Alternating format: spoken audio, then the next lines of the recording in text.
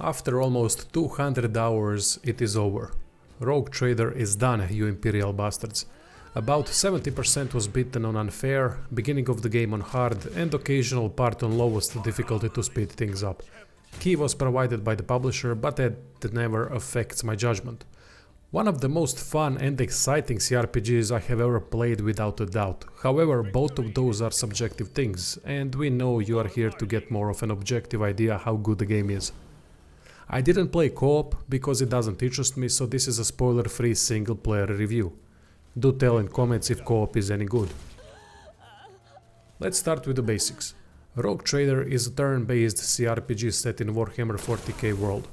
Koronus expands part of it, to be precise.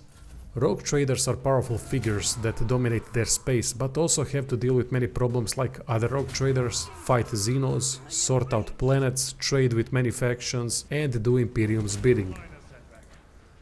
Setting is a major plus. Might be the best setting I have ever witnessed for CRPGs. I love Fallout 1 and 2 more than anything, but this is the first time a setting could rival it for me.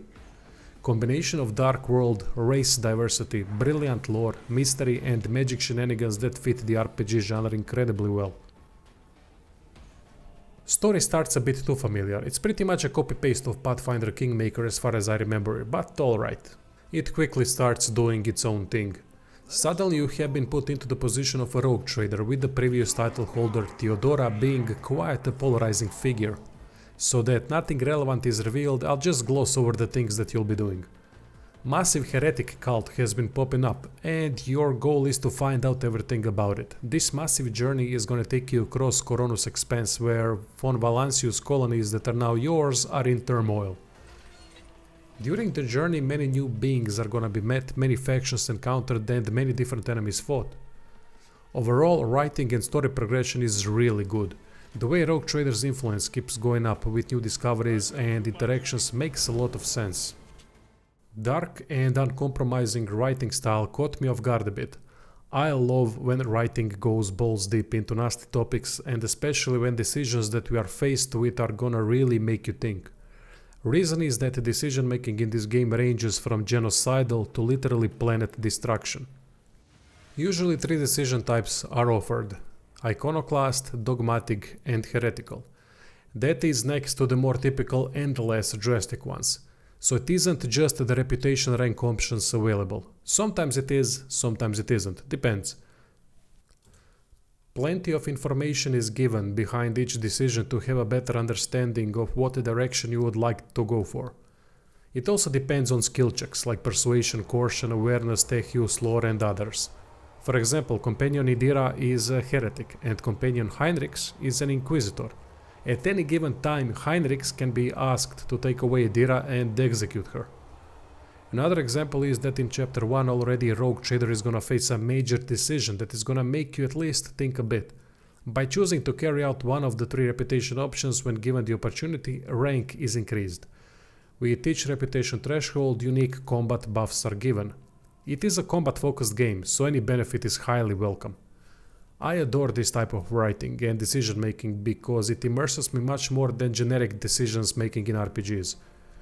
There's a lot of dark humor too. Consequences of these decisions are sometimes felt and sometimes are not.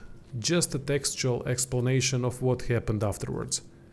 That's the thing, sometimes you don't need the visual representation because the information obtained before a decision has been made is gonna immerse you already. Rogue Trader is one of those rare RPGs that made me visualize in my head what the problem is and how to approach it. So text was enough, although a bit more oomph behind lots of these decisions would also go a long way. There are so many though that I don't think it would be viable in a game to branch out in so many directions. Would be impossible to code all the stuff that would intertwine later with each combination resulting in a unique consequence. Quests are also well written with everything having a unique story that seems to make sense lore-wise, though I don't know Warhammer 40k lore, so no idea how true Owlcat stayed with it. Throughout the game there is a very similar and constant vibe that doesn't change at all, and from that I can discern that they know what they are doing. Only thing I didn't like was the ending. It is done in Fallout style with screen after screen explaining what happened with each faction and how one of the three reputations have affected us and Coronos Expanse. I don't like that style in particular, or maybe they just didn't do a good job making it feel more impactful after such a long and fantastic experience. Some of the explanations seem forced without any proper information given. Weak. Companions are fantastically diverse. They have almost nothing in common with one another and have a really solid backstory that is gonna keep you interested to pursue their quests next to the main stuff. There are also romance options that I don't care for in gaming, but if you like that sort of stuff, there it is. Cassia tried to seduce me, but I said to her to fuck off, sending me flowers and shit. This isn't soft porn. We have Xenos to maim, planets to destroy, and take the heads of the people that are ruining planets that should be under von Valancius' rule. Each companion has a detailed backstory and a bunch of information that can be delved into if you're interested. They also bicker in interesting ways. Most companions especially don't like Irliet and Idira due to Irliet being a Xeno and Idira a heretic. A lot of interesting things happen in the crew. Something about our little saint doesn't sit right with me, and I trust my gut. Oh sure, she seems straight as an arrow and as predictable as a hangover after drinking. But when I look at her, something about her makes my brain itch. Coronos Expanse consists of many systems and planets within. Traveling is done with Void Ship that can be upgraded with special abilities and better parts. New systems are reached by using Navigator's Insight. Charting new routes generates insight, but creating routes spends it. Be careful because there is a possibility to run out of it, which is gonna render you unable to reach certain systems later on that are crucial for finishing companion quests.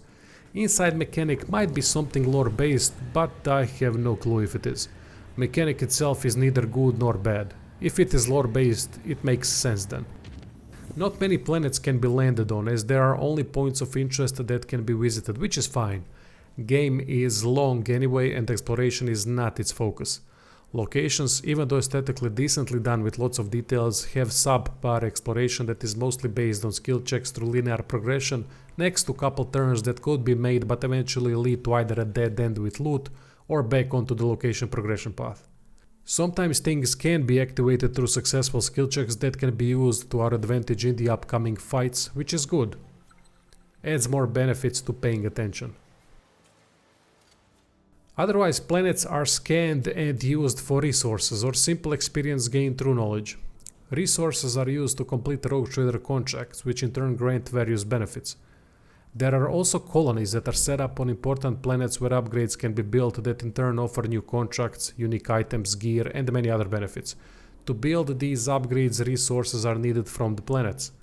Sometimes there will be events in the colonies that are going to require Rogue Trader's attention, which decisions to be made. Events are varied and interesting, but the whole colony system doesn't seem to be as polished and as well thought out as it could be. It makes sense in the setting and the story itself, but execution is a bit undefined and unrefined. I guess Warhammer 40k fans are gonna be more happy with it than regular players. It's not a bad system, but not a great one either. It's mainly there to play with. 5 factions in the game also have their grip on each planet, and increasing reputation with them is required to build unique stuff and unlocking trading rewards. Trading system is a peculiar one. Everything you kill can be looted next to found trading goods that are all over each location. I like the fact every fallen enemy can be looted. Weapons and armor can be used as trading goods as well to boost the reputation. With each reputation threshold reached, new items are available. To get these items, Rogue Trader needs to increase its profit factor, which functions as a second prerequisite. Decisions made in the campaign, colony buildings built, and contracts completed raise profit factor. When profit factor reaches the number required and reputation level unlocks the inventory, Rogue Trader can take everything instantly from that reputation level. Quite a neat system that I like a lot. Representatives of these factions all play some sort of a role in the story, which is great. I like that because it makes the whole system feel more organic than just putting random non-important traders in the game. Great user-friendly feature is trading from Void Ship. By talking to High Factotum, trading with each faction can be initiated from anywhere in the galaxy. Ship combat is thankfully much better than those disastrous strategic battles from Wrath of the Righteous. I quite like it. Don't get me wrong, it's not amazing, but at its core a nice little chess match of sorts. Special abilities, weapon types and enemy diversity create enough encounter variety with solid mechanics. Ship has 3 movement phases: acceleration, middle phase and end phase. In each phase there are certain skills that can be only used in a specific phase, weapons that can have vastly different reach with different damage types, shield reinforcements, torpedoes, ramming ability and such. Companions take up posts depending on their skill proficiency, which then unlocks special abilities. Ship combat adds a different dynamic to the game that I appreciate. Not that it needs it, but I did enjoy it for what it is. Different type of challenge. Animations are wonky sometimes, the text don't visually appear as it should and sound effects are out of sync, which is all fixable. Now we get to the combat that is outside of the story a main focus. Probably the most fun turn-based combat I have ever played. System is fantastic, which also owes a lot to the amazing character leveling system. Don't really need to explain much when it comes to turn-based. Action points to act, add movement points to move. Half cover and full cover are present. Important features are chance to hit, dodge and parry next to damage reducing effects that are armor and deflection. Animations are good when they are working, but not amazing. Frequently buggy or unpolished. Hard to say. For example, something like Sword of Fate doesn't even have an attack animation. Does ruin the immersion a lot at times next to failed buggy attacks that can ruin the fight potentially on highest difficulties. Sometimes ranged attacks shoot at nothing, like there wasn't any target. However, the animations themselves, when they work, are quite good. Not amazing like Baldur's Gate 3 or anything like that, but still solid. There is enough impact felt on hits most of the time, even though more reactions and a couple different ones would be nice. Melee impact reactions specifically could be better, as it appears enemies frequently do not show at all they have been hit with something like a sword. Gore helps a lot though, as it makes kills a lot more fun, especially the last hit. Oh man, is it satisfying. Last hit sound effect plays a huge role in it too.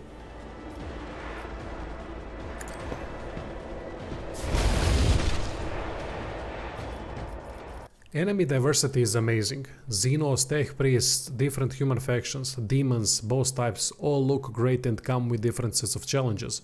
For example, specific Xenos are hard to hit due to being agile. Then armored enemies are not, but are hard to bring down without armor penetration or debuffs. Mixed human gangs are especially interesting due to all classes being represented, so snipers, officers, assassins, vanguards and such are all gonna be fought, and when they are all combined it is quite an experience. AI is decent, but nothing great. For a complex game like this, it is good enough. One thing that annoys the fuck out of me is when in a turn-based game bosses disregard rules and can act 15 times per turn. Happens a lot towards the end and I hate that mechanic. Otherwise, boss fights are interesting and well done, with unique mechanics and different ways of approach needed at times. Unfortunately, camera work is some of the worst I've seen yet in turn-based RPGs. It jumps abruptly, can't be customized in details that it should be, long-range attacks are frequently obscured because the camera can't keep up with it, some buffing animations trigger camera switches, which is irritating, and I think buffing animations should be significantly shortened or even removed. Zoom out levels are not enough to keep up with everything that is happening. I think that might be the biggest culprit. On a more positive note, what I absolutely adore about Alcat RPGs is customizable difficulty. So many modifiable options that can be changed whenever. Annoyed how traumas and wounds work? Not a problem, there are options to edit all of that. Afraid you're gonna miss out on stuff later on due to high skill check demands? Modify difficulty percentage whenever you want. How the hell can they have such amazing customizable difficulty but not give us proper camera options? Ridiculous.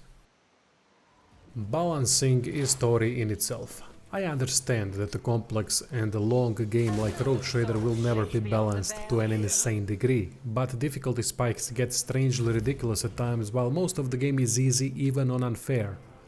Thankfully there are many difficulty customization options, but playing through the game on one difficulty setting from start to finish can be a significantly varying experience.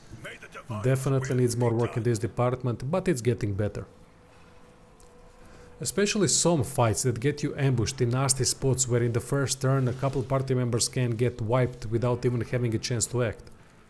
Positioning square at the beginning should be much larger in my opinion, and ambush fights could have been done differently.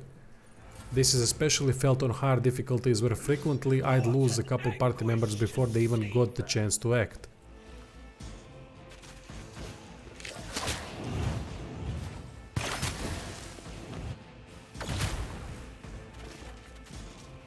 Don't leave us!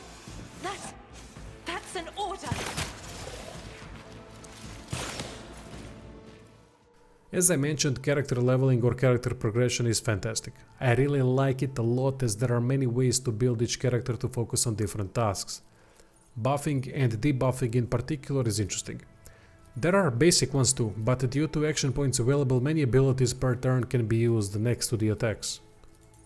Things like granting allies half a turn, more movement, making them attack nearest enemy, designating attack and defense zones, making tanks stand and counterattack after successful parries. Magical abilities are fun to use. Enemies can be manipulated in many ways, kill setups, class dynamics. It is a complex system, but a great one. First 15 levels, first archetype is chosen, that then links at level 16 to 3 different second tier archetypes. At level 36, Exemplar archetype is unlocked with each character. That adds more options but also allows taking previous archetype talents and abilities. Backgrounds are quite interesting too.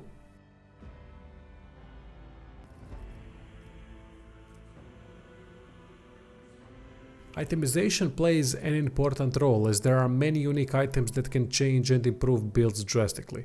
Generic weapons and armor are used as cargo, but unique weapons, armor and accessories are available and there are plenty. Reading and comprehension is rewarded with significant combat benefits with proper build complementing unique items.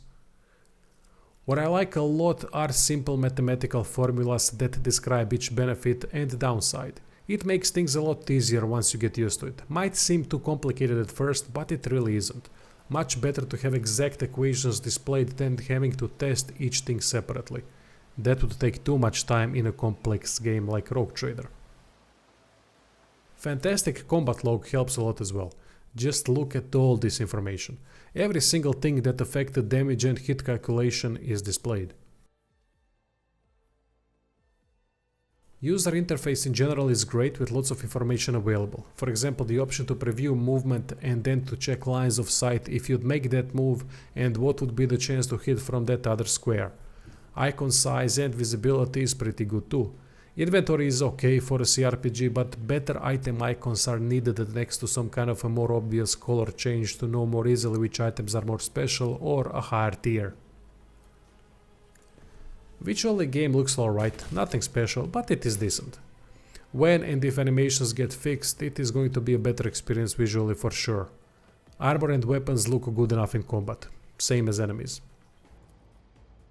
When it comes to audio work, it is mostly high quality. Voiceovers are good and sound effects are for the most part alright, even though it could be much better with parts of it being underwhelming. What stands out is the soundtrack. Rogue Trader for me has the best soundtrack in gaming. The way music fits with the world, characters and combat is astounding. I can't compliment it enough.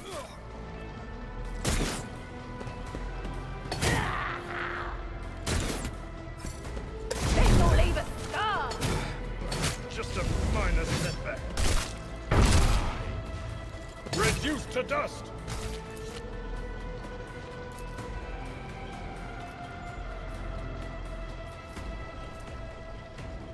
Unfortunately, Rogue Trader is an unfinished game even 2 months after release. Next to the coat of polish that is needed to fix broken things, quite a few quests are bugged next to buggy animations and buggy attacks. Boss fights bug out too, camera needs to be a lot better. It is far better than 2 months ago, but much more work is still required, which is gonna take the game's score down significantly. Respec is also terrible. Profit factor is used every time after the first couple free respecs, and that is a huge downside. Thanks to Toy Box mode, I could respec for free to figure things out, but such a complex game should have free respec. Making mistakes that make the build much less effective is a constant thing, so punishing players for it doesn't make sense. Simply giving free respec to turn on and off should be without any argument and option in settings. Time for a final verdict. Rogue Trader can be one of the best CRPGs you could ever play. Amazing setting, great story, decision making, great character progression, great writing, lore, fantastic combat. Unfortunately, it still remains an unfinished product 2 months after the release and requires a lot more work to reach its potential, which in my opinion is 10 out of 10. As things stand though, I'm giving it an 8 out of 10, which translates to a great game. Honestly, I don't think they will fix all the issues for the game to reach that 10, but I'm hoping at least they improve the game enough to be a 9, which means an amazing game in my scorebook. Anyway, thanks for watching.